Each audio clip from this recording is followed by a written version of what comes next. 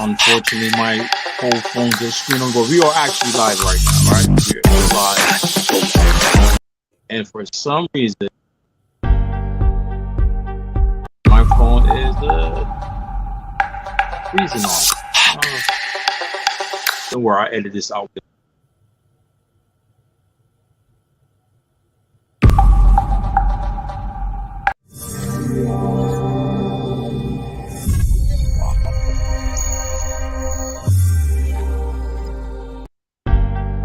me try something.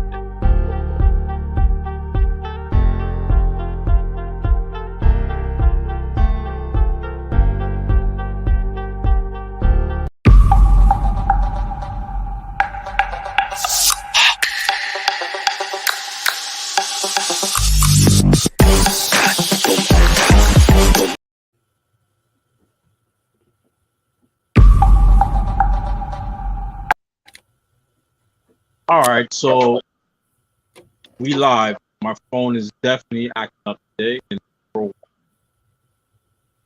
but this is for all our viewers watching Black American Muslim Opinions. I haven't been on live for a while, and this is maybe one of my first live interviews. Been sick with COVID for a little while, but I'm recovering. So today, I want to interview our brother, who's an attorney, brother Hakeem Muhammad. He's also the founder of Black Dawah Network. So the brother Hakeem Esquire, right? Be the right title. Tell me a little bit about yourself and your career. Sure. So I'm an attorney. I describe myself as an attorney that works on behalf of Black America, particularly focused on protecting the human rights of Black Americans living in the hood, in the inner cities. And it's a real honor to appear on this program. And I thank you, brother, for inviting me. So I've done legal work on behalf of prisoners' rights, especially with African American Muslims who are struggling with the correctional facilities across America who repeatedly abuse their rights. I've also done work in police brutality litigation, as well as criminal defense. I work in the racial justice litigation unit, where I work to pioneer as well as formulate different legal arguments to challenge the impact of structural racism on African Americans in criminal trials. So that's what I do as an attorney. How long you been in the field now? Well, I've been a practicing attorney for a little over 2 years now. Before that, I did various internships at different organizations in different areas of law. Where do you go to law school? Northeastern Law School here in Boston. MashaAllah, that's good. That's good news. It's good to see our peoples into the legal system to help others. What did you study in law? So one particular area of interest is how structural racism maintained itself even after the removal of Jim Crow laws, even after the removal of explicit laws that discriminated against Black people, how structural racism against Black people continued. I'm interested in just the entirety of the African American legal tradition, African American legal thought, how African American attorneys have sought to use the legal system to challenge racism, critiques of that method, etc. Tell me, so what's some of the challenges for African Americans in the legal system in the West? Well, I would, in terms of one of the major challenges is in terms of the ability of civil rights legislation or even civil rights laws to really do anything meaningful as far as redressing racism or discrimination against Black people. It's really, really limited. There's been many instances where, and different, African American legal scholars have discussed this, where different, even laws that were passed supposedly to benefit Black people or to fight against structural racism, purportedly for those purposes, end up getting instead being used to further white supremacy, to further white nationalism. Even for example, one example of this is they've actually now used various states have now used like the equal protection law of the United States to say that critical race theory should not be taught in school. So they've used the United States Constitution to essentially critique African American critiques of structural racism. So I mean that's just one of many examples. Yeah, you have tell us a little bit about critical race theory, because you have a lot of Muslims who are actually against critical race theory being taught. You have some YouTubers, Saj Liphan, Daniel Hachikachu. I have noticed that they've been pushing hard against critical race theory. I don't know why they're talking about that topic, because they're not black themselves, but they're promoting it. It also appears in some of the YouTubers from the Muslim.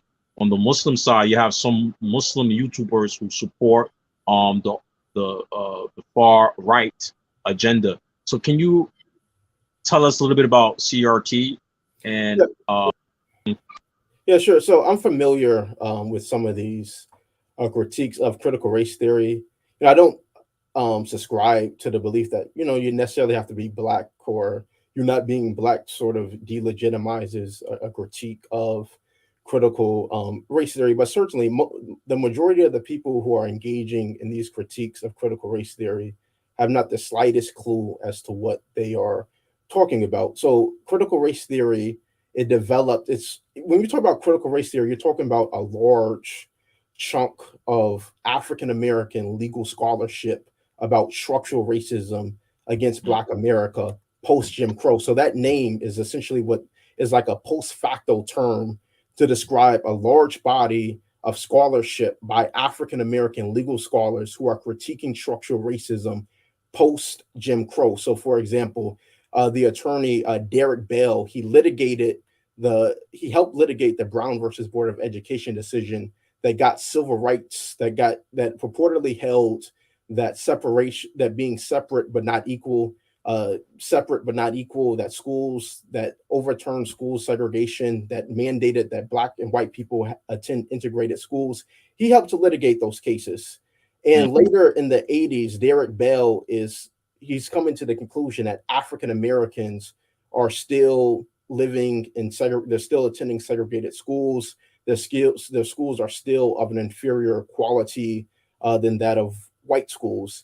And so he does an analysis as to how school segregation continued. And over time, just that body of scholarship that looked at how structural racism manifested itself post Jim Crow, it eventually acquired the name critical race theory. So when you're talking about critical race theory, you're talking about a large body of African American scholarship to address structural racism against African Americans post Jim Crow. I haven't seen any compelling evidence that that critical race theory is in any way oppositional or antagonistic to Islam. It does not. So critical race theory does not address issues related to the purpose of life, why we were created. It's not It's not putting forth theological claims. It's legal scholarship addressing structural racism against Black America post Jim Crow. All So, right, because some people are trying to connect the LBGQTI agenda to the critical race theory, and they're saying that that is what is problematic about CRT. so I mean, there would have to be critical race theory is dealing with exactly that, structural racism against African Americans post Jim Crow. It's dealing with the failure of Brown versus Board of Education to do away or to eradicate structural racism. It's dealing with the failure of equal protection laws to really give African Americans meaningful equality in America. And it's a fact, you hear all these people who are critiquing liberalism. Critical race theory is a critique of liberal efforts to redress structural racism in America. It's arguing that liberalism, that liberal ideals about equality are in America in their legislative system are insufficient to address structural racism.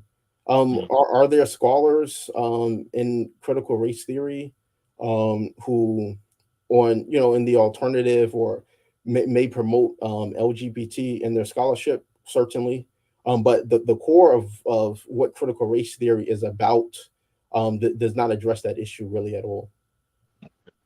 All right, because there's a lot of we want to. There's a And lot of and people, there are especially our peoples. Our peoples. Unfortunately, Black Americans, Muslims, we so we just are.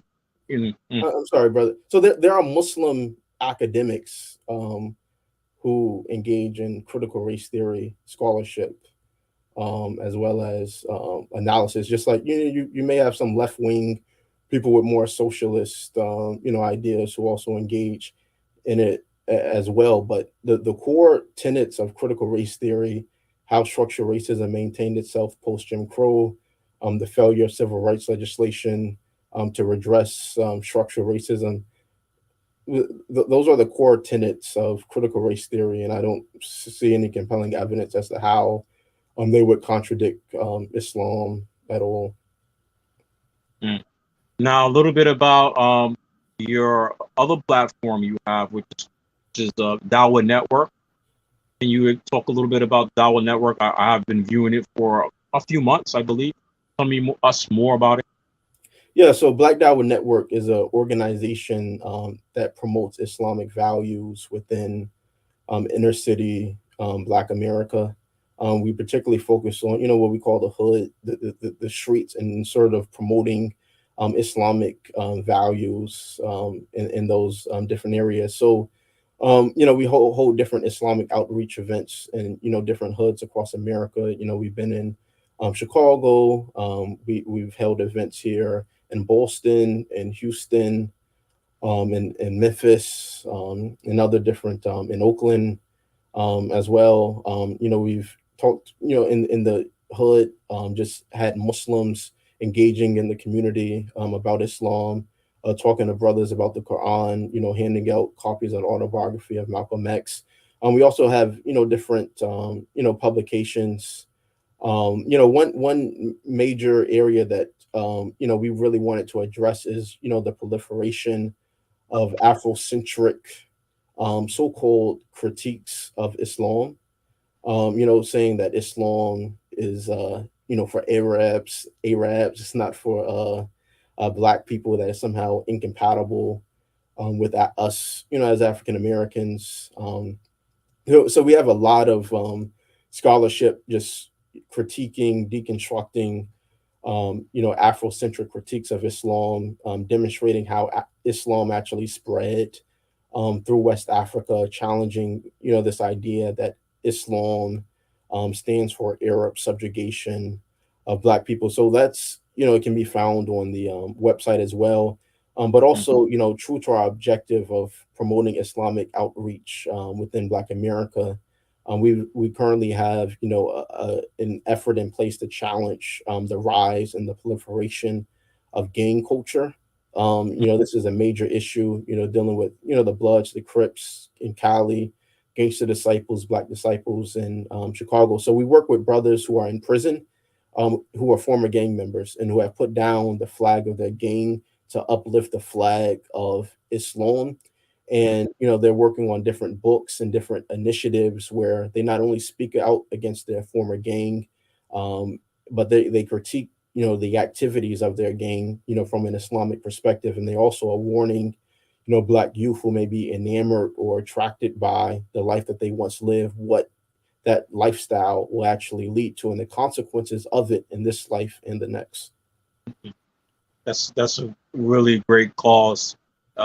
We, what are there any current projects you are on right now? This. Yeah, so we actually recently released a good book from a brother. His name is Brother Abdul Monteen. He wrote a book called The Deception of Street Life. Brother Abdul Monteen was a former member of the Four Corner Hustlers gang based in the west side of Chicago. and he is currently incarcerated with a 65-year sentence for having committed. He was convicted of first-degree murder. And in his book, he's talking about his journey to Islam. He's talking about just his activities as a gang member, and how he came to see that gang life, street life, was based upon deception, and the consequences of those deceptions. Is a very, very powerful, as well as self-reflective book, where he's talking about his old lifestyle. Because we have a hip hop industry, we have rap industries that is glamorizing this whole idea of being a thug, of being a gang member. And so, we have brothers who have put down the flag of their gang and really teaching, and put down the flag of their gang to put up the flag of Islam, and are really teaching what that lifestyle is really about and the implications of it. And so, the book, The Deception of Street Life, can be found on Amazon.com. This is a book that we're going to be pushing in major prisons and jails throughout the United States, from Rikers Island to Attica to Stateville Prison. We also have another forthcoming book by a brother who was a former member of the Crips, who, he took his Shahada in Rikers Island. And he's talking about why he put down the flag of his gang to uplift the flag of Islam. And again, he's warning Black youth about the consequences of that lifestyle in this life and the next. So we work with as many brothers as possible, former gang leaders, former brothers who are active shooters in their gangs, who have put down that lifestyle and uplifted the flag of Islam. How can somebody purchase the book? So the book, The Deception of Street Life, is available on Amazon. I have the link. I'm gonna put the link later on in the description of the video, so whoever follow this video can get your websites and your book. What financial help do you need for these projects? So certainly, we have a lot of initiatives, organizational efforts that we're working on that certainly could use financial backing. I've been working on a book for about over 3 years now. It's called The Muslim Guide for Understanding Structural Racism and Its Impact on Black America. And that book is a very comprehensive book that details how in every area of life, from the criminal legal system to the healthcare system, there's a chapter on the educational system. There's a chapter on the economic system. In every area of life, how structural racism impacts those different areas of life for Black people. So, for example, in the area of economics, the studies are very conclusive that most wealth in America is transferred through inheritance. Black people white people gain significantly more wealth through inheritance than Black people. And that is the major cause of the Black-white wealth gap. And more importantly, it cannot be resolved within the current confines of the American system with the Black-white wealth gap. There are studies that even going onward to 2050, 2000, for it, that Black-white wealth gap is nowhere near closing. It's not projected to close based upon studies that they've done on just the transfers of inherited wealth. So the book discusses that. The book discusses the different ways that Black people are treated harsher in the criminal legal system. There's studies that showing the darker your pigmentation is, controlling for other factors such as your criminal history, such as your education background, or other factors that they look at. Just being a dark, even they even give lighter skinned Black people a more lenient synthesis than darker skinned Black people. So the studies detailing structural racism in the criminal legal system is very, very conclusive. So the book discusses that as well, and it's really about reviving the legacy of Malcolm X. Malcolm X was, for Black people, Malcolm X was our leader. And Malcolm X, especially as Muslims, we need to come back to that legacy. We need to stop the cooning, the Uncle Tomming, the buck dancing. We need to come back to the legacy of Malcolm X and what Malcolm X stood for, because Malcolm X is responsible for so many shahadas throughout the United States. So why do we not want to continue that type of dawah? Not the dawah. I see these corny guys on YouTube, so-called, and I see you getting on them too. They try to give dawah, but they're anti-black, they're racist. What type of dawah? Well, what type of dawah is that? When you're insulting the very foundation of Islam, how Islam spread in the United States, which was hands in hands with the liberation movement for Black people. So we're coming back to that legacy of Malcolm. We're reviving it. I met Muslim, white, Canadian who took shahada from Malcolm X work. Yeah, of course. Reading and listening. White Canadians I met. Mm-hmm. So his dawah has really impacted a lot of people. Mm-hmm. I definitely do get on them brothers. A lot of those brothers, especially the African American brothers, who, they don't understand. There's a segment of the Muslim community where the African American Muslims went to Saudi to study in different universities in Saudi. And some of these brothers don't want to talk about Black social issues. I let them know, Malcolm X opened the door for you guys to study in Saudi. How you guys are ignoring or turning your back on Black social issues. But that comes from a lot of the self-hate and self-hate. A lot of us don't know that we have that. Certainly. Yeah. A lot of us, even myself, I grew up like your skin. Who taught you to hate the way? Who taught you to hate that? Yeah. We talk about Black social problems. You're a Black nationalist. Who told you that? Yeah. And unfortunately, there are Muslims in our community who look like us who are saying these things. And I definitely talk about it. I'll call them out. Some of them don't like me. Some get mad. Some of them ignore me. Names. I get all types of somebody call me homosexual. One of them. I'm like, wow. But let me know that the truth is hitting them. Yeah. They don't like it, and they have no response for it. They have no response for it. Keep striving in the way of Allah without the fear of the criticism of any critic. Oh, you be getting criticism, people be mad, and it be Black people who are mad. That's the worst thing. Is other African American Muslims who like me and you, they're definitely upset. But let's talk a little bit more now about you, right?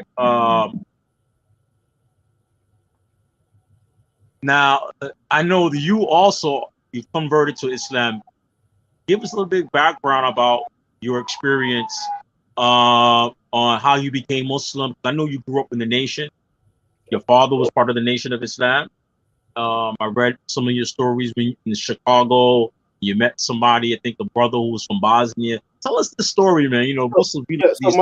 So my relationship with Islam, throughout my life is really, complex. So in my early childhood, I certainly had different exposures to Islam.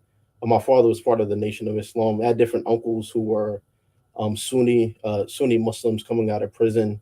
And I used to hear them. They used to debate with my father a lot. But my mother is my mother's Christian. My mother, I believe she was in the nation for a bit, but after my parents divorced, my mother returned to Christianity. And so but I was certainly raised from my father with very strong Nation of Islam influences, but also spent a lot of time, with my uncles, were Sunni.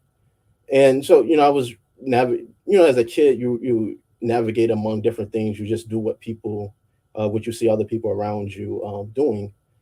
But, when my parents divorced, I moved in with my mother, and my mother began, attempting to raise me as a Christian. And so, I was going to church. Then. Unfortunately, we moved to a really rough area of Chicago in the South Side. It's famous in the whole drill rap scene. If you all are familiar with G Herbo, G Herbo talks about developing post-traumatic stress syndrome, from the shootouts that used to take place on Essex Street. So the dominant culture of that street, of just the neighborhood, the dominant culture of the school that I began attending was gang culture. So the particular schools that I went to was heavy in terms of Gangster Disciples, which is a major gang in Chicago, the Gangster Disciples.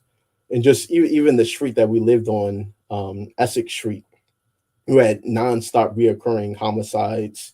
The drug economy was rampant, and over time, I began to like really lose any really connection to any sort of religion at all. I was not actively. I would say early on, especially in school, I held on to some of the Nation of Islam beliefs, but over time it really just began to wane. I wasn't really following much of anything, but a lot of the the shootouts, the murders that were constantly taking place, on Essex Street, I began to really listening to Tupac heavily, right? So Tupac has a lot of songs just about life growing up in the hood.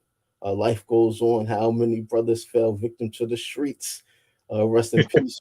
There's a heaven. So I used to listen to a lot of Pac, and it would just like help me get through, what was just taking place in the neighborhood. But I was always trying to find something that would be the solution to what was taking place in terms of these gang conflicts that were taking place in the neighborhood. Because I was raised to be extremely like pro-black, I couldn't really get involved in any of that. And even in school, me and my brother, like we were like the only like Nation of Islam kids in a majority gangster disciple school. And so because of that, I was really isolated from the majority of my peers who, that was like the dominant culture of the neighborhood. So as years went on, I created my own religion that was based upon Tupac.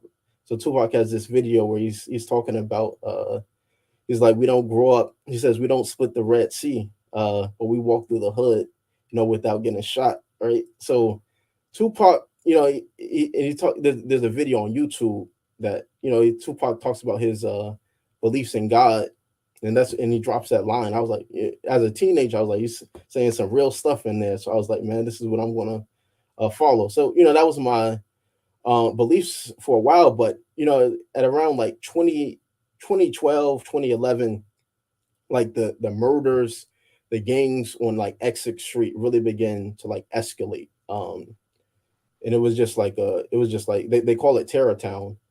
And at the same time, I ended up getting a scholarship to this. I was a part of what's called the Chicago Debate League, and I got a scholarship to this university program where basically it's like the best debaters, highest ranked debaters get invited to this program. And there I met this Bosnian brother, and so I met this Bosnian brother, and the brother just assumed that I was Muslim because I have an Islamic name.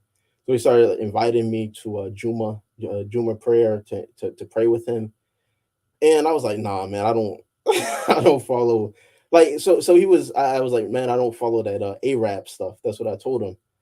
And he was like, Arab stuff. And then he was like, aren't you Muslim? Hakeem Muhammad. I was like, nah, I follow my own religion. It's based upon, Tupac. And, Tupac talked about how, black people, we go through the hood and, we don't get shot. And, that's like splitting the Red Sea.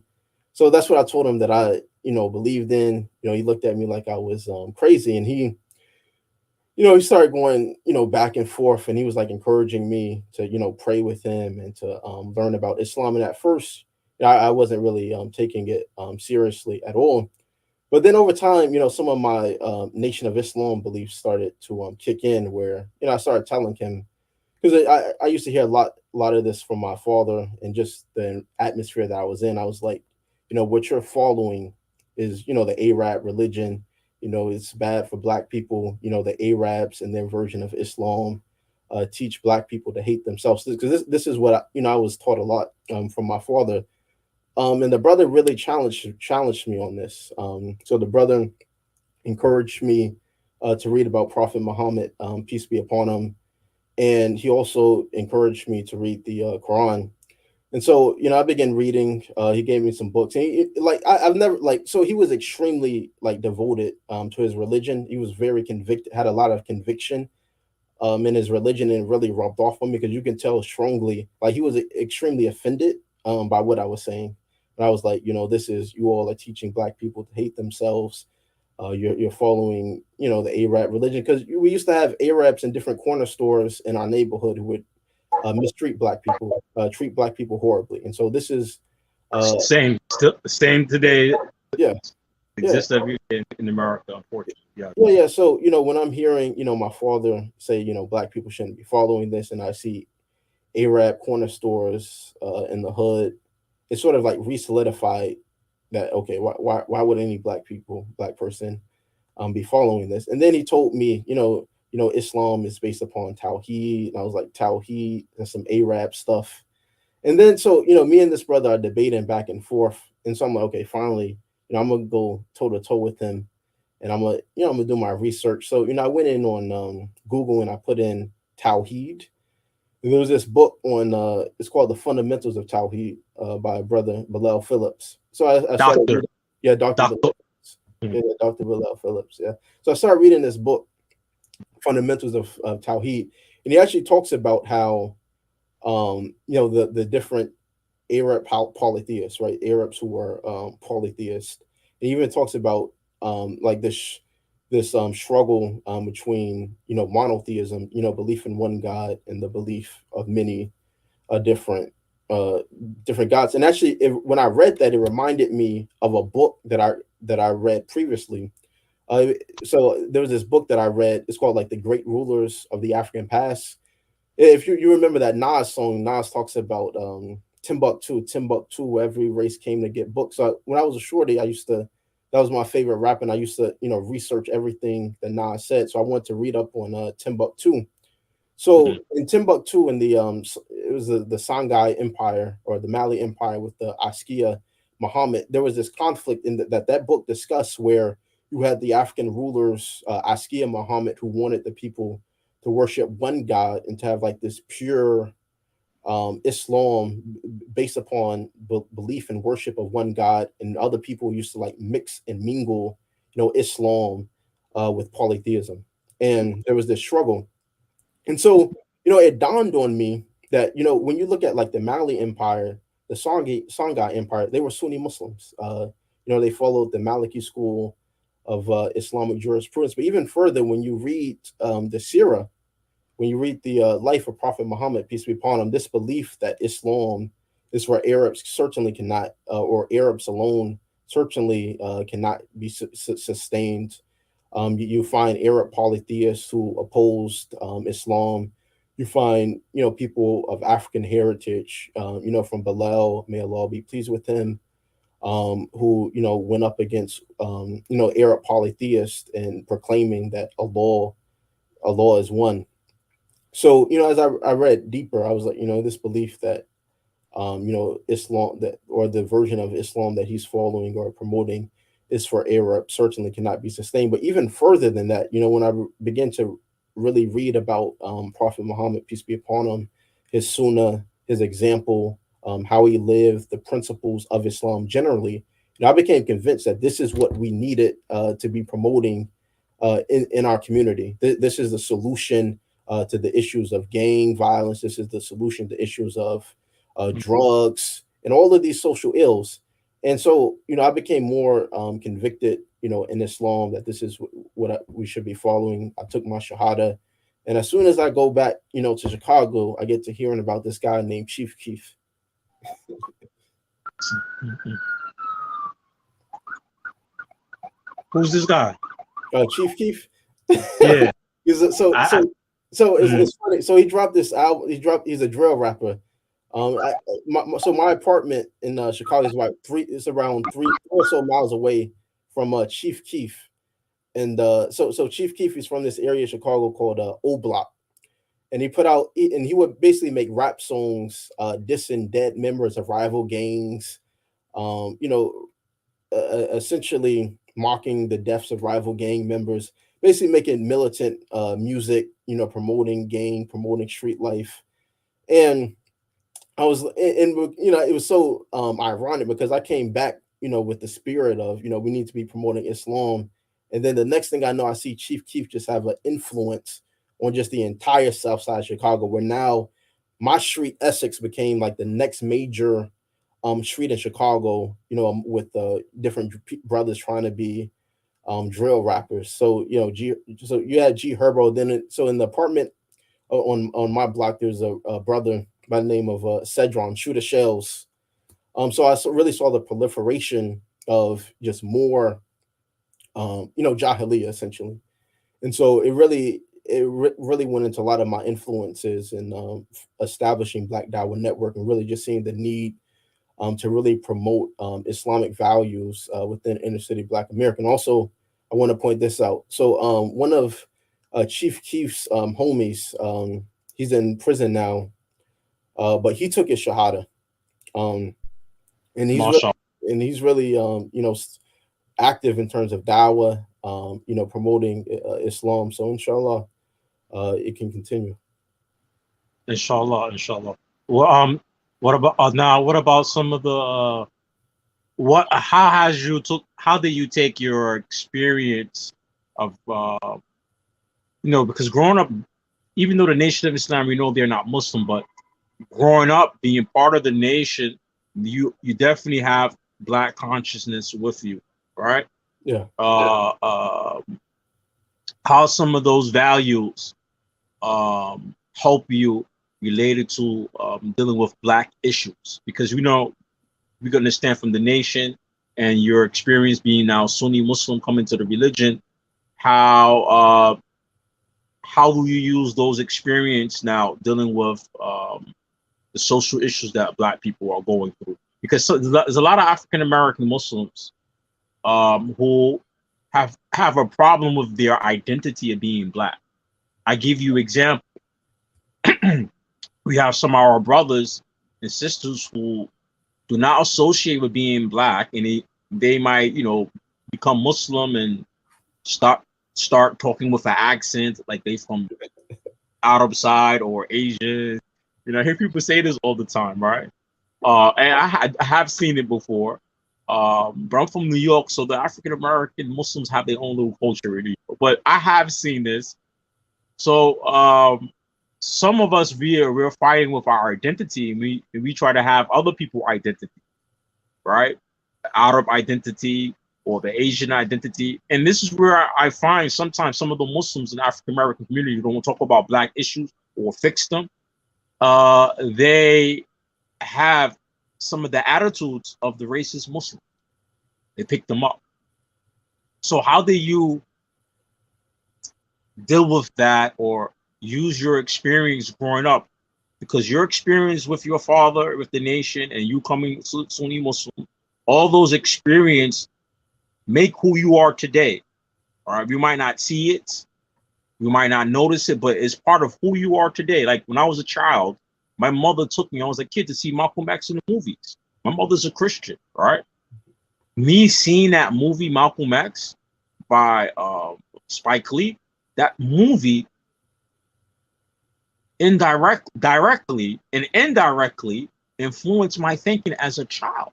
I remember when I came out the movie theater, I told my mom outside the movie theater, how we be Muslim? And she said, oh, we're Christians, we believe this, and Muslims believe that. But man, I didn't care about what she had to say. I liked the image. I liked when I seen the movie Malcolm X in front of the precinct with all the Negroes lined up and police scared. As a kid, I didn't see that in the streets. I didn't see that in all white schools learning Eurocentric ideas. When I seen that in the movie by Spike Lee, that movie influenced me directly and indirectly as a child. I was probably in my pre-teens when that movie came out. And that movie influenced me, even though I wasn't Muslim, it influenced me to want to have an interest about Islam. Despite the Arabs in my neighborhood who was selling pork and lotto tickets and all the things to get high with, despite some of the Indian Muslims being racist towards Blacks, Asian Muslims, man, despite all of that, I still came to Islam. But that movie influenced me, even today, me as a person, and influenced this channel. That's why I have Malcolm X in the picture in the background, right? It influenced even this channel, influenced, I learned Islam myself traveling to the Muslim land. I lived in Egypt for a couple of years. I speak Arabic language.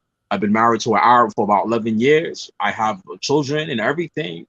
And those experiences make me who I am today. So now, despite all the self-hate, which I did have, right?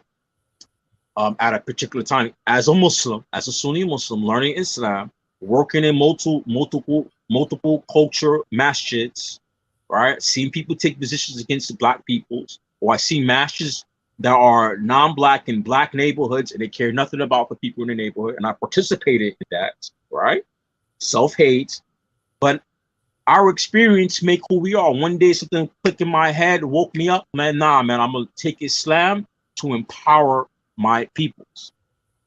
Our peoples need it. So some of those experience with your father, with the nation, with your mother, with that brother from Bosnia becoming Sunni Muslim, and who you are today, or what you're trying to do and what you're actually doing, all the experience in the past make who you are today. It's very good, your story, how you became Muslim, how you work with the nation. You shouldn't be ashamed about that, right? Because I have met some Muslims who came out of the Nation of Islam despite their beliefs. I have met Muslims who came out of the War of Deen community. Despite some of the things that go on in the War of Deen community, they have some black consciousness with them.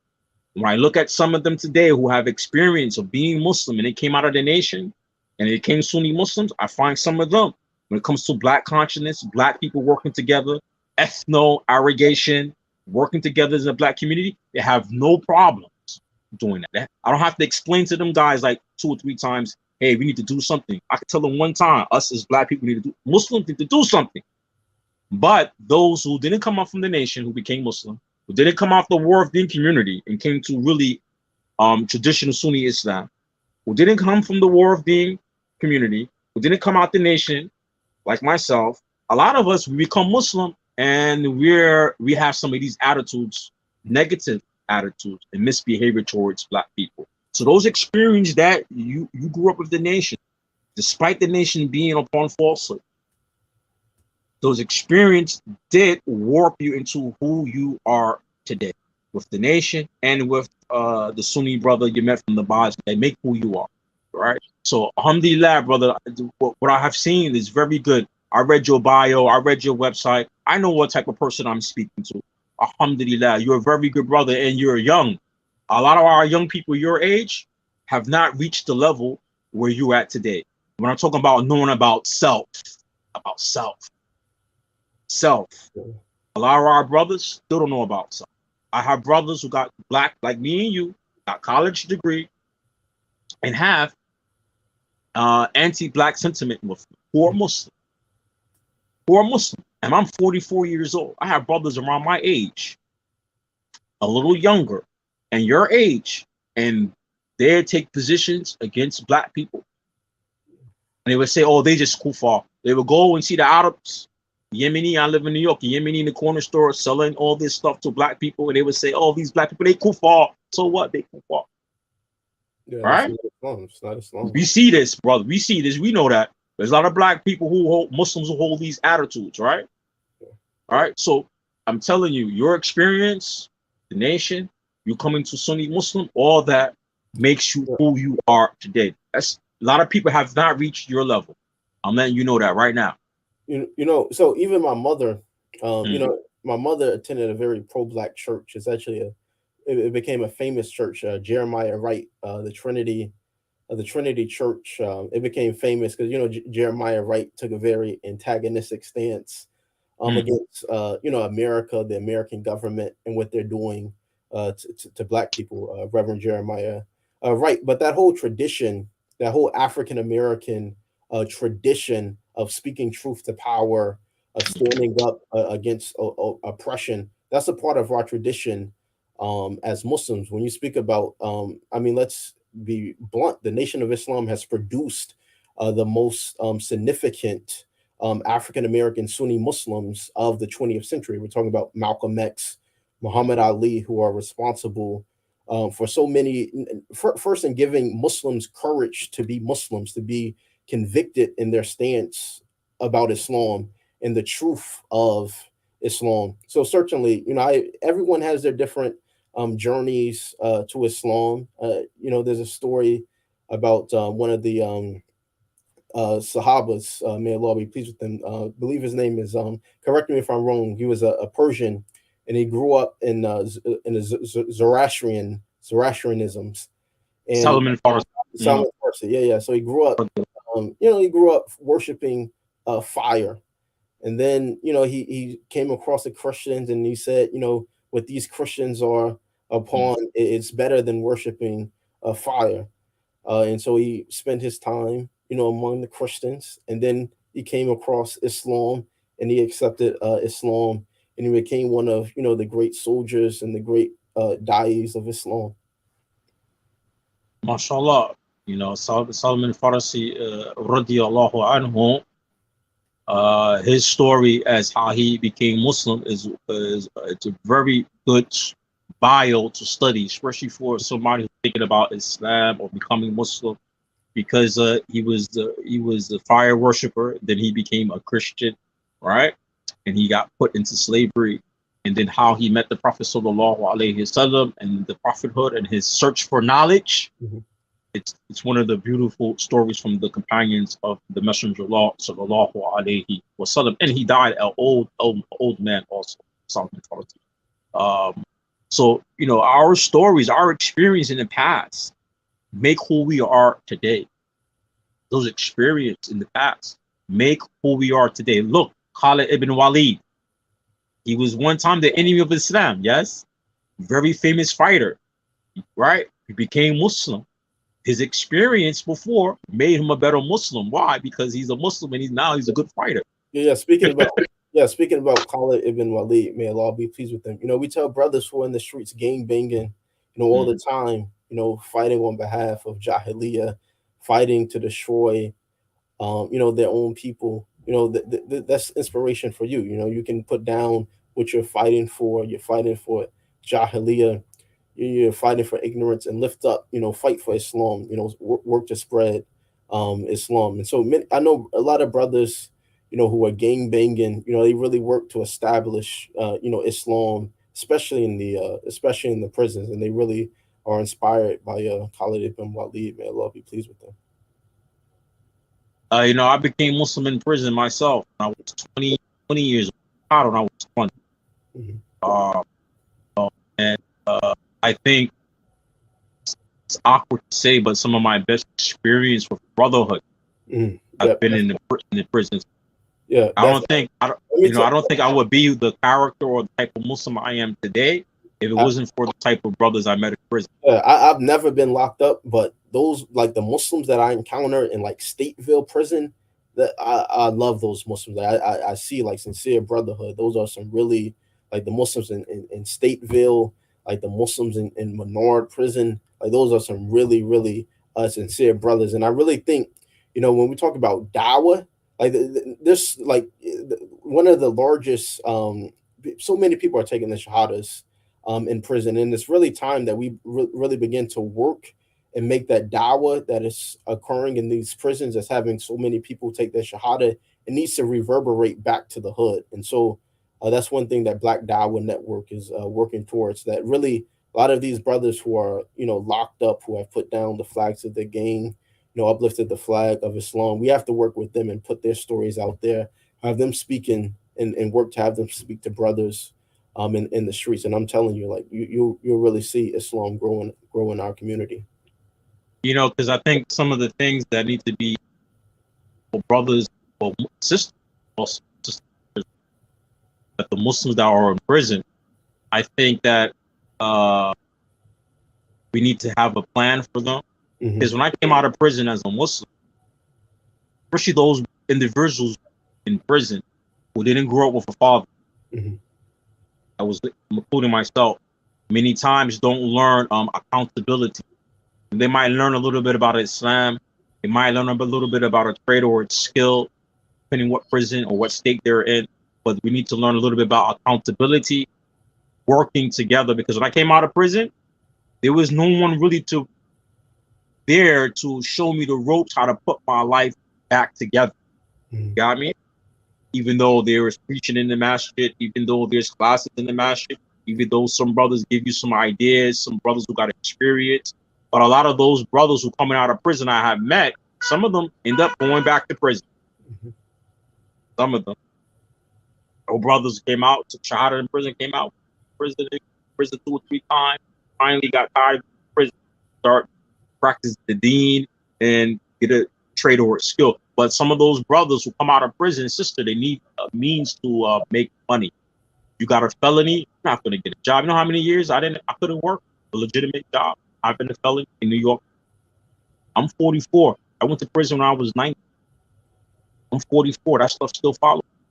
You know, so there needs to be also programs to teach brothers how to have a business, so they don't have to depend on the job.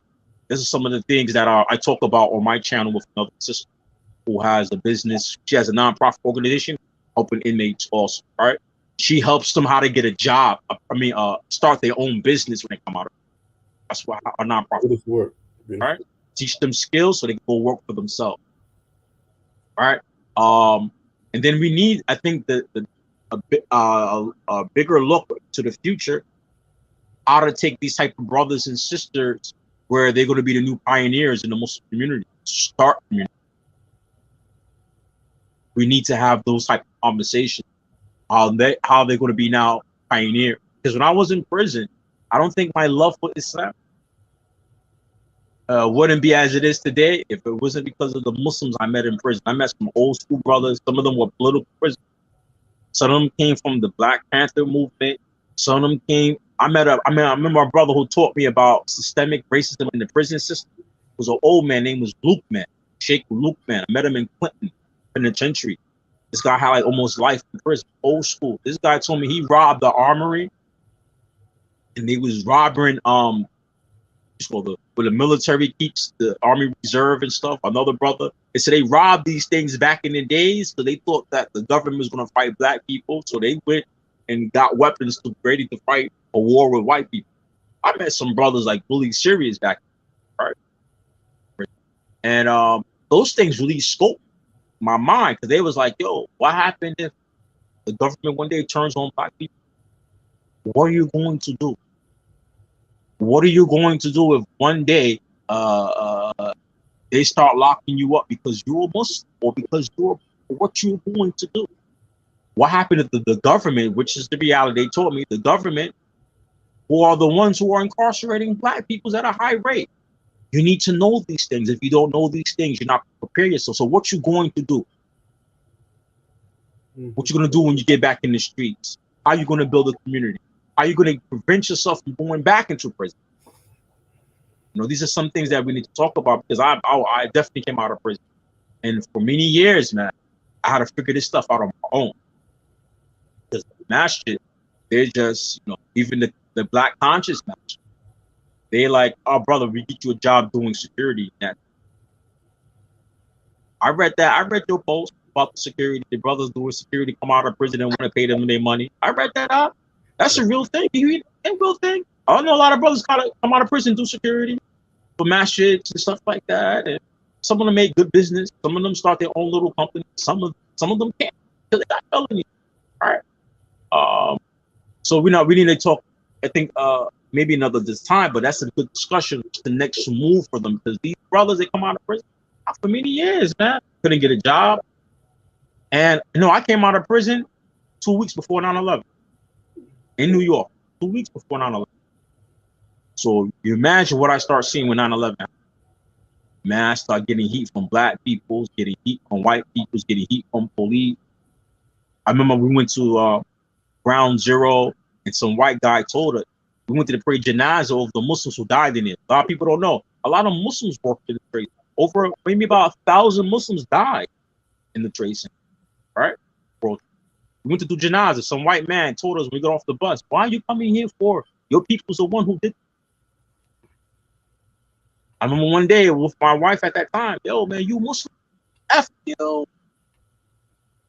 break this guy's face, man. So, me, per se, we need to have some structure, because when brothers come out of prison, when I came out, I was going to college and everything. I was going to all black college, going to Megan Everett College here in Brooklyn. I stopped when 9/11 happened, all the heat stuff, and I went to do my own thing to learn Islam. But I noticed a lot of brothers I met who came out of prison and stuff like that, either they didn't go back to prison or they have a life struggling to make money. Especially if you got one of them violent crimes. Different, they was selling drugs. If they got like a violent felony, robbery, violent. That's what I had, a robbery. I had a robbery in the second and the third. Robbery in the third is what? It's violent. And that means when the person you rob gets hurt, right? And you know how many jobs turn me down? Even years pass by, right? Even years. And they have a lot of brothers in the community like that stagnate. Some of them might move out of state where they have better chances having to get in the career. Me, alhamdulillah, I just took the time to go study Islam. Travel, study. Right? So if I'm gonna work in something, I'm gonna work in the field of Islam. So some of my experience, I use that as an imam or giving dawah to keep the Muslim kids going to prison. But we need to start talking about now for the Black community. How do we build something for the future?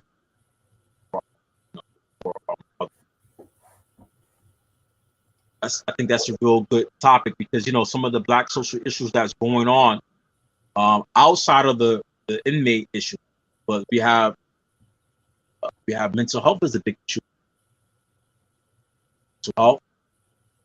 Mental health related to male and females have going on in the Black community. Also, marital problems, why our people can't stay married. Some of that has to do with finance. Our therapist, she was on. He said, number one reason for divorce, finance. Black community. That's right. And then that's sometimes the brothers can't work. The reason why brothers can't work is because of systemic racism and redlining and all these things, right? And that's why I hit the brothers who give talks about the symptoms, systemic racism, but don't want to deal with it. They're bashing the Muslims in their community, the African American Muslims. Oh, why you brothers can't work? Why you brothers can't keep a job? Why you just don't listen to your husband? And they don't know. Slavery did a big deal on Black, all of us. So for Muslims who don't want to be at the forefront of fighting white supremacy, this is what I would tell those brothers. Look at the enslaved African Muslims who were brought to this country against their will and forced to be made slaves. Why were Muslims who were enslaved prohibited from transgenerationally transmitting Islamic knowledge? How did slavery result in a system where African Americans became Christianized? There were explicit laws on the books that was passed in the United States that says Africans must be Christian, that they can only practice Christianity, and any other faith, especially Islam, was completely punished. And these were laws on the books, and this was part of the system of white supremacy in the United States. And it happened to such an extent that even after slavery, African Americans were Christianized. Islam did not survive the process of slavery, coming out of slavery for the descendants of African slaves. So here we see that white supremacy in the United States led to a complete breakdown of the ability to transgenerationally transmit Islam from one generation to the next. So how can anyone who says that they are a Muslim not be concerned with this issue of white supremacy in the United States? How can anyone who says that they believe that there is no God worthy of worship but Allah, and that Muhammad, peace be upon him, is his messenger, be so adamant? You're putting out critiques against critical race theory. Oh, these African Americans are talking about structural racism, how it continues its impact today. Yet you have nothing to say about a system that resulted in Islam being wiped out among the descendants of enslaved Africans. When you read the slave narratives of people such as Omar ibn Said, an African Muslim who was brought to this country, in his slave narrative, he laments that he says that he forgot the Arabic language. He's forgetting the Quran because he could not actively study Islam in the United States. When we look at other slave narratives, there's a slave narrative by a brother by the name of Abu Bakr. In that slave narrative, Abu Bakr, who was brought to this country against his will to be made a slave, Abu Bakr is saying that Islam may not survive in his family, that Islam may not transgenerationally be transmitted from one generation to the next as a direct result of what these slave masters, these white wicked slave masters, were doing to black people. This is the impact that white supremacy had on Islamic scholarship, the ability to transgenerationally transmit Islamic knowledge from one generation to the next. So any Muslim who thinks that this issue of white supremacy is not at the forefront of what we as Muslims should be addressing and fighting against has lost their mind. Look at the history. Look at the history of how Islam became wiped out among the descendants of enslaved Africans. Read slave narratives from African Muslims, and you will know, you will see, and you will hear the impact that white supremacy has had. And so there's no running away. There's no escaping the issue of white supremacy. You brought up a very important topic, which was the issue of systemic racism in prohibiting brothers who are coming out of prison. Now they're Muslim, right? So you have many brothers formerly incarcerated. They've taken their shahada. They've proclaimed that there is no God worthy of worship but Allah, and that Muhammad is his messenger. They're still being discriminated against, not only because of a criminal record, but they're also being discriminated against because they are black. And there's actually been numerous studies that have talked about how structural racism in the United States creates what are called crimogenic conditions.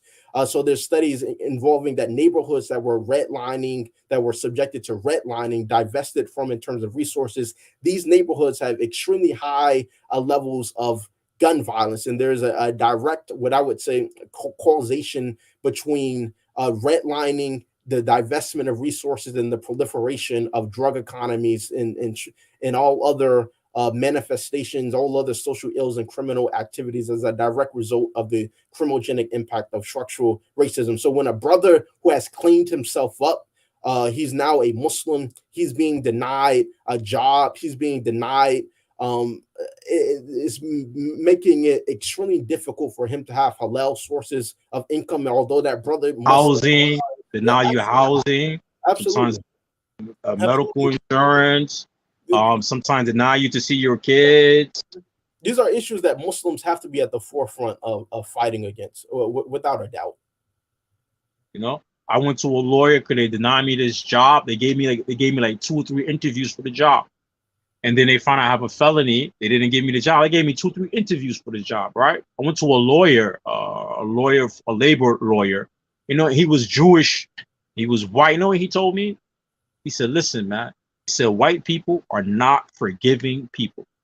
He said, no matter how much time you do, how much you try to fix yourself, he said, you're never going to forgive you. He said, white people are not forgiving people. We need to start challenging these people's racist laws and practice and policies, because they are the real criminals. Yeah. Malcolm X said that. Malcolm X has a speech where Malcolm X says that racism has forced many of our people into a life of crime, but the real criminals are those who are in City Hall. You know, I was listening to something yesterday about eugenics in the U.S., where the U.S. government was pushing through the U.S. government and through institutions like Harvard University, where they want to make a better white race. And they said the problem of the world is the people who are weak, they want to get rid of them. So they want to get rid of black people, Jews, and Asians, right? Jews and Asians. And eugenics that was pushed by the US government, you know what? They supported and spreaded that message, propaganda, US government in Germany.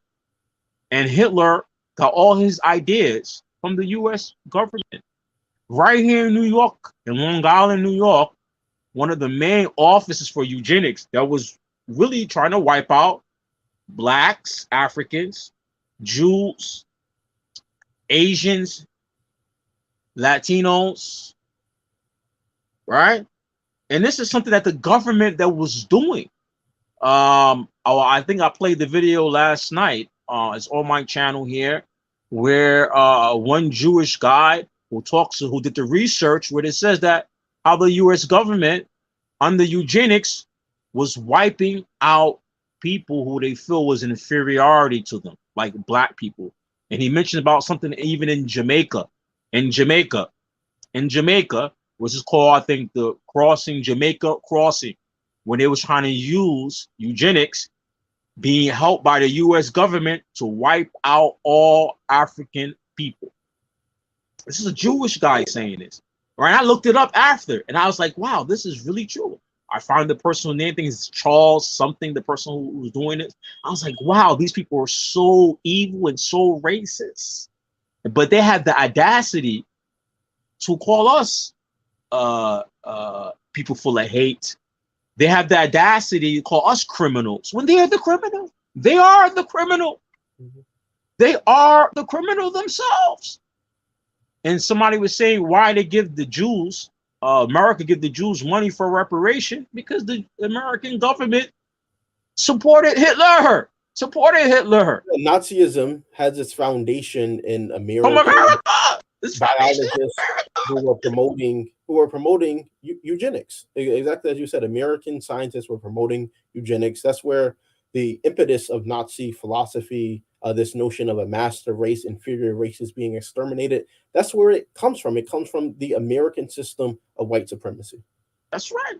So, I hope us black people, we need to see the thing about the African American and an African American Muslim. And I'm really hard on the African American Muslim, because our religion of Islam empower us and teach us how to work together. This is deeply rooted in Islam, how to work together. If you look at the life of the Prophet sallallahu alaihi wasallam, majority of the companions of the Prophet sallallahu alaihi wasallam were black people. Think about this. We have Sumaya, Ayman, may Allah be pleased with them, the first order of Islam, Sumaya, who died, proclaiming that there is no God worthy of worship except Allah, and that Muhammad is his messenger, refusing to forsake, Islam. This is history that the people need to learn.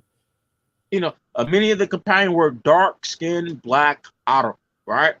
The Prophet sallallahu alaihi wasallam, and you can see that the people of Quraysh, the mushrikeen of Quraysh, they had racism, classism, right? The Arabs have what you call classism, right? There's different words for it in Arabic. Unsuriya is one of the words. Unsuriya have 3 different meanings in Arabic language, right? But one of it is classism, racism, and sexism, right? You get an Arabic lesson today. So the Prophet sallallahu alaihi wasallam, if you read about the conquest of Mecca, one of the way that he showed the mushrikeen from Quraysh that Islam is here to stay is that he had Bilal, who was Ethiopian, black, called the Adhan on top of the Kaaba. That's something that a lot of Muslims don't reflect on. Why would the Prophet have him do that? Call the Adhan on top of the Kaaba, is to show the mushrikeen of Quraysh Islam is here to prevail. And it doesn't see the difference between a person being black or white. It brings people together. Islam is about your taqwa. The taqwa. That's what the true superior. Your superiority. Your taqwa having taqwa. Allah subhanahu wa ta'ala. The difference between the people is the one who have the most taqwa. Absolutely, right? Absolutely. So it's not looking at skin color, but we see with Islam, wherever people it went to, it empowered them. It changed their condition. If you look at some of the life of the Sahaba, and we read about some of the battles of the Prophet sallallahu alaihi wasallam, when some of the other nations embraced Islam, or the Muslims went to 4 other nations, like Egypt. Egypt is one of the good examples, that the people who was the ruling power were the white Romans. The majority of the Egyptian people were dark-skinned, right? When Islam came to Egypt, because the Muslims, the Arab Muslims, which today they chasing dunya, but the Arab Muslims then, they look just like the dark-skinned people. They dark-skinned themselves. The people who are not Muslim in Egypt, they assist the Muslims. Assist the Muslims to conquer over the Romans. And when the Muslims conquer over them, they didn't impress They didn't oppress the dark-skinned people or the people of Egypt. They intermarried with them, taught them Islam. You know, Islam, it definitely can make changes with the African American Muslim, but we need to have framework. And this is what I discuss with another person I brought on the interview. His name is Brother Malik Muhammad. Inshallah, you get to meet him. He left a comment here. He leave a whole bunch of comments. He's a PhD student in studying Islamic education. He have his master's in sociology. We have discussions on the education. This is why we need, brother. We need a framework. The African American Muslim need a framework. We need to make a framework. You're a good brother. You're an attorney. So that means that you, as an attorney, you have good skills in writing. You know about law. You know about history. You know about English language. You know how the system works. You know what we have to. You know what we're fighting. You know what's set up in this system for us to fail. So people like us need to get together and start working on a framework for the African American. All African American Muslims are not going to be down. How I know? I used to be part of that crew. I see part of that mindsetting. If I talk about black issues, I'm a black nationalist. I used to be part of that. I'm going to admit that. Until what happened to George Floyd, I was like, yo, no more. No more. You know, it's interesting. Every ethnic group of Muslims can speak about their issues without it being seen as un-Islamic. You have the Palestinians who speak about their issues. You have the Muslims all over the world, whether it be where Muslims are being oppressed in Chechnya, in Bosnia. These different Muslim groups can speak about their issues. There's no problem.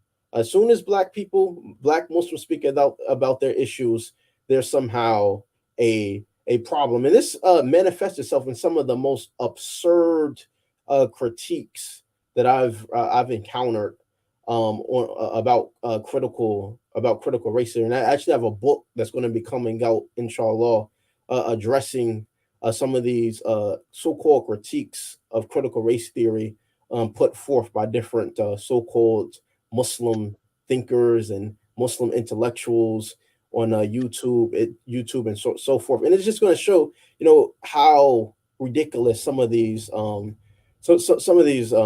critiques are. Like I was watching this one quote unquote Muslim intellectual, and he was literally talking about how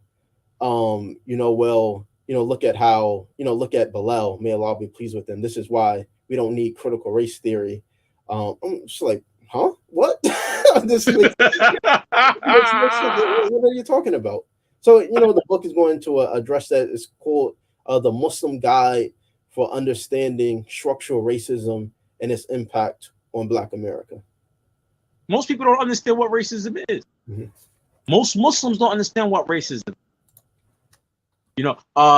Some of those YouTubers who say these things, like Daniel Hakeem, I ain't got no problem saying that he a coward. Daniel Hakeem is a coward. I asked him something a long time ago. He blocked me. He's a coward. Doesn't want to debate.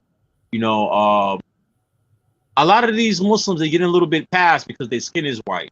I really think they see what's going on in the United States of America, and because they're fearful of their status, whether they're going to be able to stay in America, because so I think that some of them trying to show they want to pick a side. They're trying to show So what I just see of the youth, the what they call like the YouTube Dawa scene. A lot of it, they were focused on like white neo-atheists, right? So, they're focused on really atheism, Richard Dawkins.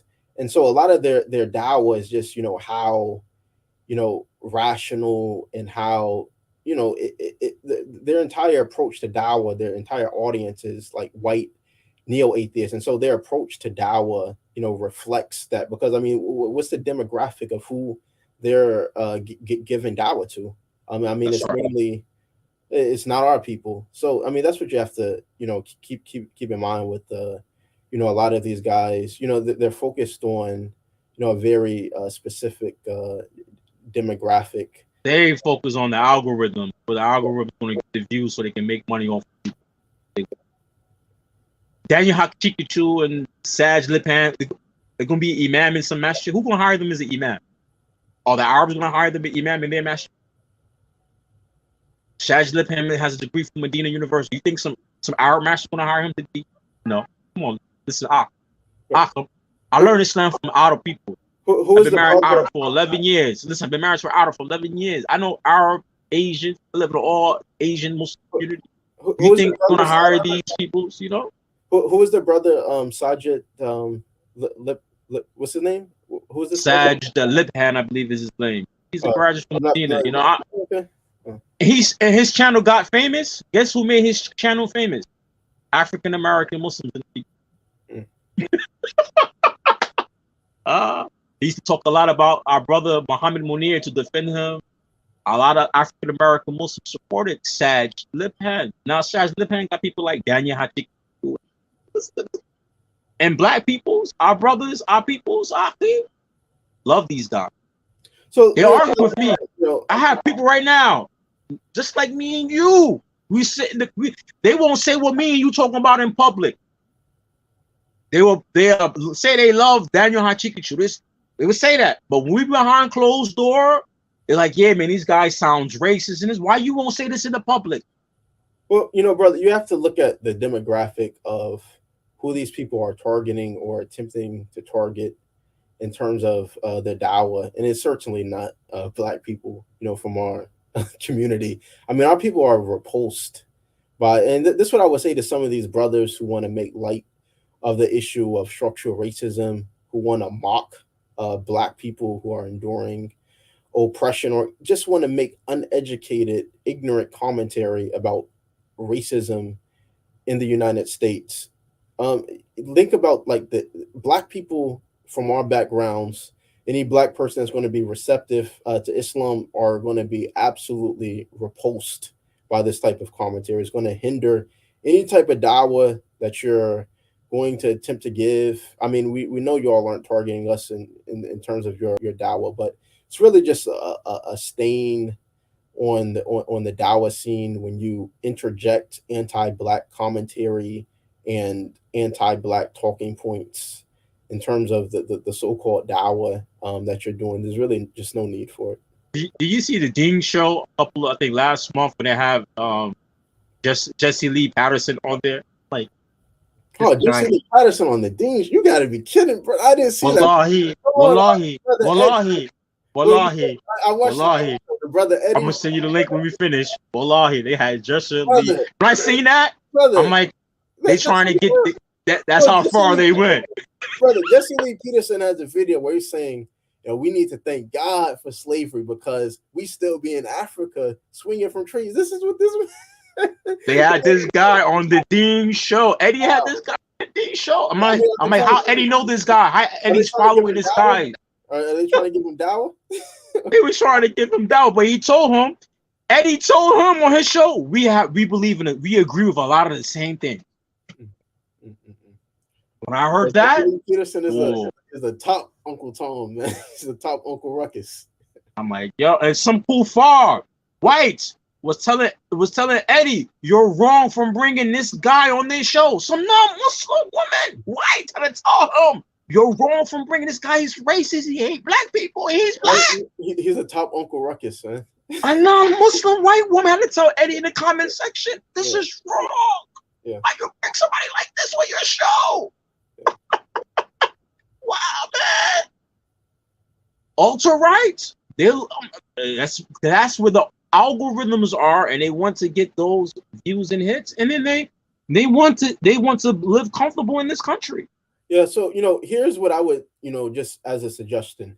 There are some great, African American Muslim brothers who are doing great dawah work. Let's all work together. Let's all find ways that we can coordinate together, how we can, enjoin the good, forbid the evil together, collaborate on different dawah initiatives together, and really just have a unified platform that's focused on dawah to our people, to really just provide an alternative to this nonsense that's going on. When I first, I remember when I was a new Muslim, I used to watch a lot of Ahmed Deedat debates. Yeah, we all watched. Yeah, I used to watch a lot of Ahmed Deedat debates. So I used to be into the whole, Muslim, Christian, debating scene. Then I, started watching other, debates on YouTube. And I was like, wow, these guys are racist against black people. I'm not going, not going there. It's just a total, like, no one, our people aren't going to be receptive to that, but we need to focus on how can we constructively, create our own, dawah platforms that will amplify dawah in our community and truly convey to our people what Islam is really about. Yeah, somebody asked me who Jesse Lee Patterson. I don't even Jesse Lee Patterson right now. A lot of controversy, or they expose him on YouTube from being gay. So some of his, I don't want to even talk about that stuff because they say a lot of his so-called alleged some of his lovers came out the closet about him. So look how Allah subhanAllah deal with these peoples in the end of the day. But let's talk about our peoples. You need help financially for your programs, anything? Because we have a lot of viewers right now. So listen, we want to put out this book, The Muslim Guide for Understanding Structural Racism. We're looking to raise, around $4,000 to cover the publication expenses for this to get this book in the hands of Muslims. Do you have some type of GoFund page for it? Yeah, so I think I've seen it. Yeah, if you go on Black Dawah Network's website, you click donate, you should see it, inshallah. But also, contact, if you want to donate through alternative means, contact me directly. My email is hakeemmuhammad498@gmail.com. But just I wanted to speak about this book, The Muslim Guide for Understanding Structural Racism. It's written by a good colleague of mine, Professor Sharif Muhammad.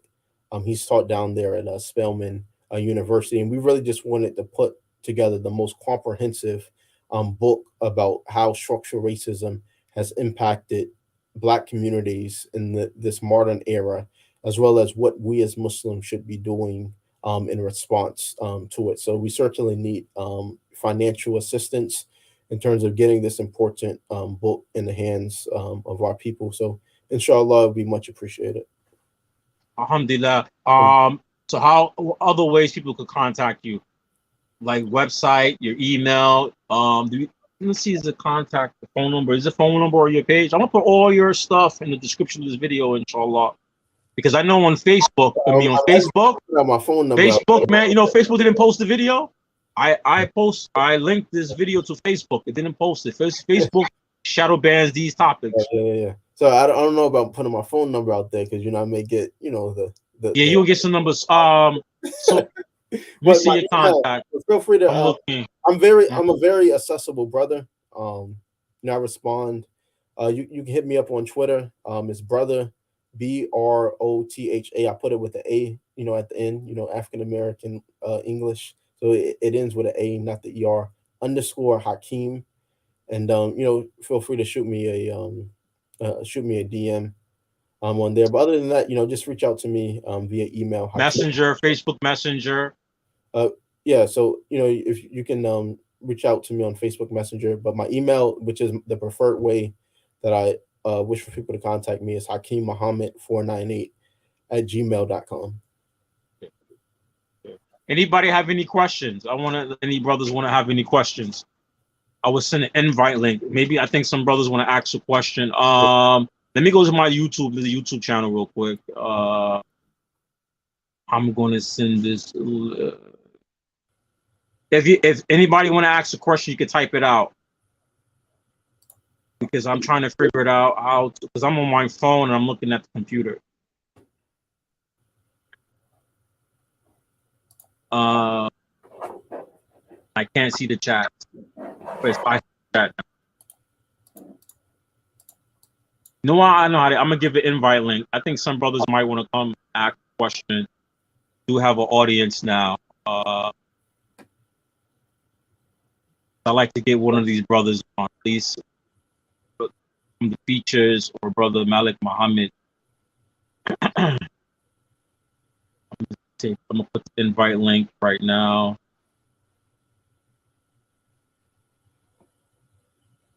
You single, brother? You're not married yet? You single? No, you single, brother? You single? Got children? Not married yet? No, brother. I have a Brother, I have a daughter. But brother, I prefer not to address those topics in public.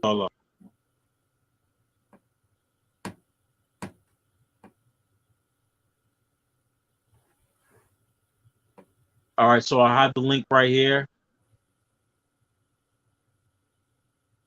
Let's put it. All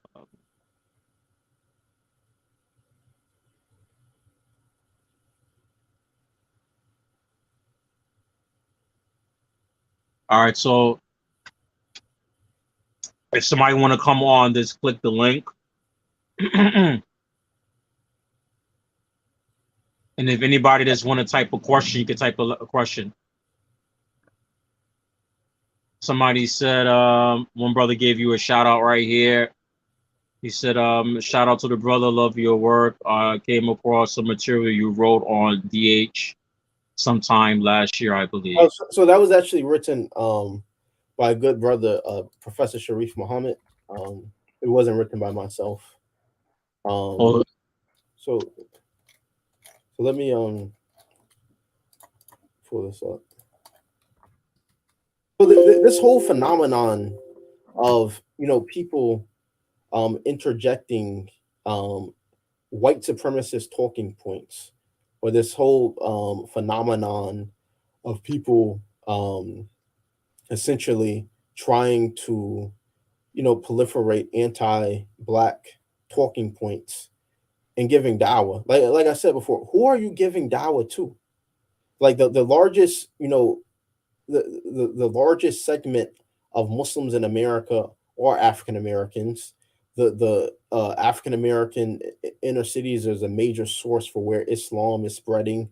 When we look at the legacy of Malcolm X, how Islam is proliferating, in the United States, it comes from Muslims who are standing against white supremacy, standing against racism. This is part of the legacy of African American Muslims. So, it has to stop. A lot of these weirdos on YouTube, it's just very, very strange. But I mean, there are people who are totally outside of the African American community. So what we need to be focused on is building our own dawah platforms that will be focused on our people. And I appreciate it, brother. I appreciate it, brother. Appreciate the comments. And yeah, there are many articles on the Black Dawah Network. Just as a brother from Crip to Muslim, why brother Abdul Hadi left the Crips to become a Muslim.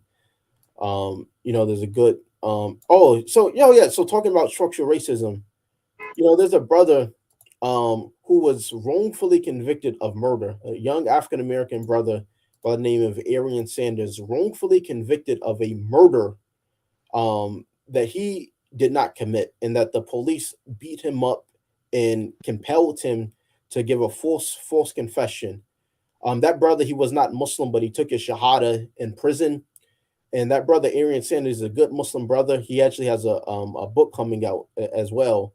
But that brother took his shahada in prison, and very, very good. But this is how structural racism is impacting African Americans and is even impacting African American converts to Islam, where you have a white police officer beat a young African American kid up, force him to confess to a crime he had absolutely nothing to do with. That brother is in prison. He won his appeal. Alhamdulillah, the brother won his appeal. But wrongful convictions of African Americans is part of the system of white supremacy in the United States. What about what you feel about reparation? Because I think one form of reparation should get some our peoples out of prison, especially those brothers who got no violent crimes and these drug things. Especially making marijuana legal, but all the black folks who went to prison over drugs and marijuana, and now a white man is making money off of it, selling marijuana. So about reparation. Reparations is a must. Reparations is a must. It's definitely needed. It's definitely needed. I hear some people say that for reparations should be tangible and also people got felonies, people got records who cleaned up themselves, start holding that stuff, of course, against them. Some brothers said that needs to be a form of reparation, getting our peoples out of prison. what about females in prison, Muslimat? Because I met a lot of sisters in prison also who come to Islam. Here in New York, there's definitely you have that atmosphere. You have any programs for sisters? Well, that's something that we can work and we can develop more. But we definitely have sisters who are on the ground, engaging in dawah in their communities as well, and that's something we want to further develop and further facilitate to any to my Muslim sisters who have converted to Islam, who are coming out of prison. We can certainly use your support. Some of our strongest support in terms of getting out this material, putting this material together. There was Muslim sisters who played a good role in helping us to publish this recent book by Abdul Mateen, The Deception of Street Life. So certainly, all the support is needed. Because we have a lot of I have a lot of sisters who view these videos that I post. Yeah. So either some of them not posting right now or commenting, but give this video a day or two. I will hear a lot of good feedback, inshallah. Mm-hmm. I don't want to let the sisters feel left out, because I'll be honest, some of my financial support for this channel has come from sisters. Mm-hmm. Same with Black Dawah Network. Same with Black Dawah Network, and we have some sisters who are consistently donating. The brothers have to step it up, but the sisters are consistently donating to us. MashaAllah, a lot of the sisters do come through all the time. Even though I hear brothers complaining about them, but I notice when things are needed, some of the women do come through. All right, so do you want to have any closing statement or anything that you mean the court closing? Sure. Any ending topics or things you want to remind the audience? Sure. There's a powerful statement by Malcolm X where Malcolm X said, "Why does the American white man fear about the American Negro, Black people learning about the religion of Islam? Islam is the religion that elevates the morals of a people who want to do right. Due to Islam, hundreds of thousands of American Negroes are turning away from a life of crime. They're turning away from drugs. They're turning away from fornication. It's uplifting the moral fiber of the community. And that's why they don't want Islam. That's why they don't want Islam to be taught in our community. That's why they don't want Islam to be propagated. Right now, another service that Black Dawah Network provides is we're helping African-American Muslims who are incarcerated. There's a system in place in Menard Correctional Facility where they have an evangelical white Christian chaplain. In order for the brothers to access Jummah prayer services, they have to register with the prison as a Muslim to get access to those services. And there's a white Christian chaplain who is denying people's requests to register with the prison as a Muslim on arbitrary grounds, so they aren't able to attend the Jummah prayer services that they have in Menard Correctional Centers. And he's sending them letters back saying, accept Jesus as your Lord and Savior. Now, why would Mr. White man, Mr. White chaplain do this? Why do they fear about our people learning about Islam, about the religion of Islam? It's because of the moral transformation that it can lead to, the moral transformation, the upliftment of humanity from darkness to light, from paganism, ignorance to civilization. This is why there's such a fear of Islam. And one of my favorite parts of the autobiography of Malcolm X is when Malcolm X gets out of prison and he goes to it was a Nation of Islam mosque, but when he goes to that Nation of Islam mosque for the very first time, he sees very few people in it. He sees a lot of empty space in the mosque. It's not filled up. And he's like, why is the mosque so empty when the surrounding streets of that mosque is filled with Black brothers who are using drugs, Black brothers who are fighting one another, Black brothers who are using profanity? And he said that as long as that mosque, as long as these problems prevail in our community, that mosque should never be empty. And so in his autobiography, Malcolm X is going up and down the ghettos of Detroit. He's speaking to Black brothers who are involved in street life. He's even speaking to sisters who are involved in prostitution. He's inviting them to the mosque to learn about this beautiful religion of Islam. And that's really a tradition and a spirit at Black Dawah Network that we need to continue, to revive, because that's the mentality that all of us should have. Definitely. I know I remember it was George Floyd's death.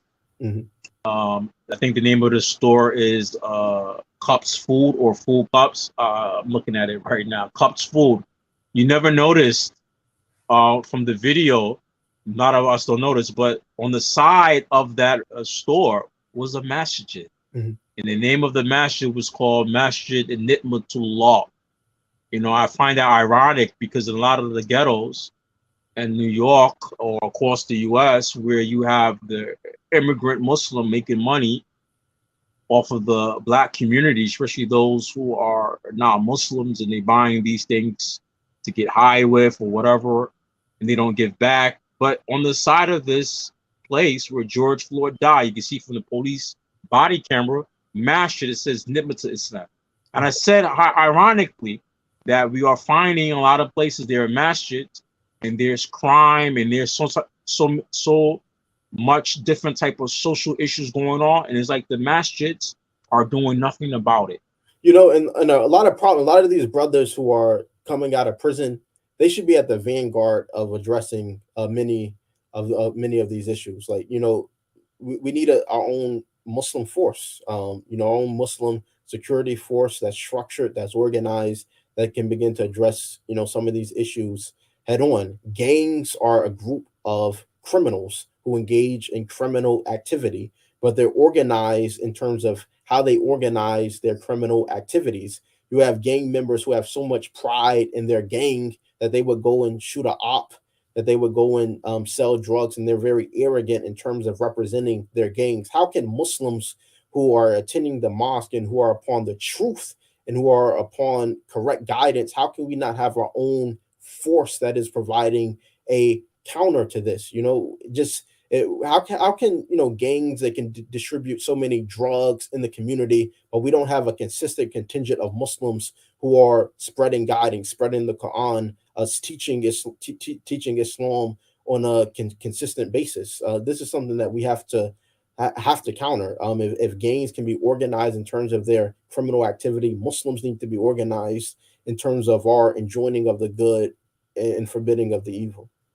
You know, I think in the Black African American Muslim community, they took the framework of the immigrant Muslim, and they don't realize that the immigrant Muslim community is nothing like our community. Don't have the same social problems. They have their own set of different type of problems, right?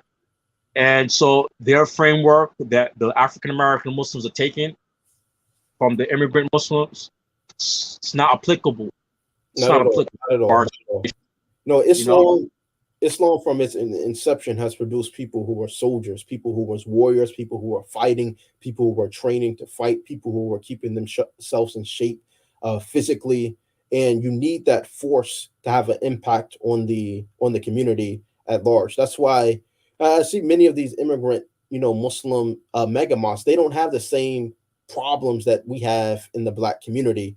And so how Islam manifests itself in our communities is going to be categorically different. I'm saying that Muslims in our communities need to be organized. They need to create structured contingents of Muslim brothers and sisters who are actively enjoining the good, forbidding the evil, can really provide an alternative. If we want to create, you know, in our communities, an alternative to gang life, an alternative to criminal life, we need to create actual contingents of Muslims who will provide that correct guidance and create brotherhood and produce actual soldiers who will enjoin the good and forbid the evil. All right, so we're going to end. We definitely had a great discussion. Inshallah, we're going to get another interview again. Inshallah, you have the time. But I want to remind some of my guests that, you know, social media do not like Black experience. Social media, Facebook does not like. So I've been on YouTube. I have a website, Black American Muslim Opinion. I'm gonna put this video, this interview with our beloved brother on the website. Also, if anybody wanted to donate to the show, to continue, like I keep on saying, The streaming service costs money. Some of the preparation and things like that. If you want to continue to donate, you could definitely donate to us through PayPal, and that's paypal.me at Black American Muslims, or you can hit me up on Messenger. I can give you my Cash App, which is Islam Cash App at Islam's Finest. Also, to let the interview those who watch the interview, the audience, I'm going to come up soon, finish one of my books, which is going to be dedicated to seeking knowledge by Sheikh Saleh Al Fawzan, Hafidullah. The book is the editing, the translation is done. I just need to put the book together now. So if anybody want to know about that, please click up with my website. And and one more thing before I go, because I've been, Facebook banned me for a whole week.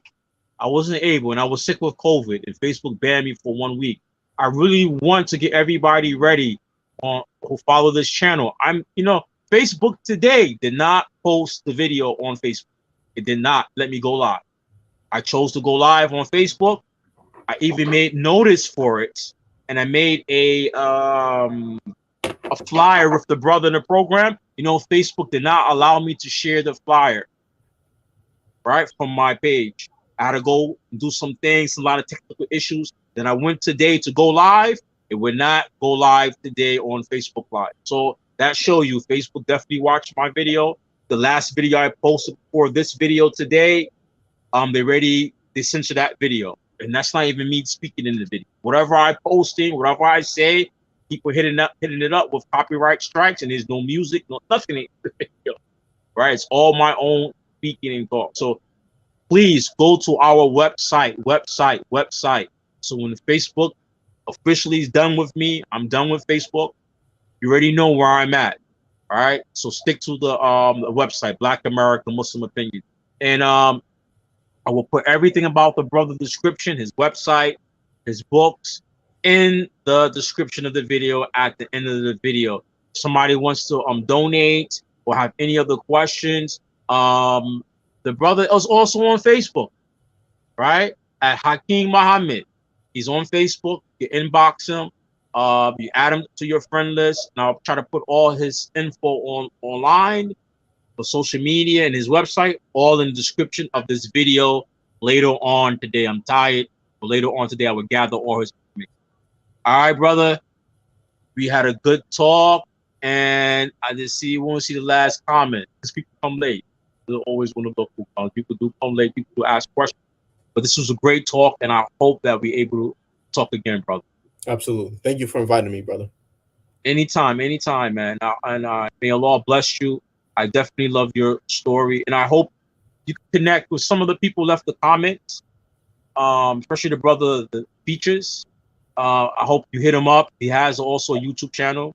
Yeah, I watch the Features YouTube channel. You be going in on the. You be talking about the coons and the Buck Manson and the buttermilk biscuits for. Because he introduced me to some of your work. Okay. The typical thing about Daniel Hatipi from your website, he actually know what to do. Man, I stay up with the Features YouTube channel, man. You be going in on the buttermilk biscuits. the coons trying to get the buttermilk biscuits, man. Yeah, definitely. And our brother Malik Muhammad. Malik Muhammad is a good brother. He's going for his PhD in Islamic education. Mm-hmm. I hope you get to link up with this brother. I would give him your info also. Inshallah. Assalamu alaikum to all the audience. Wa alaikum salam.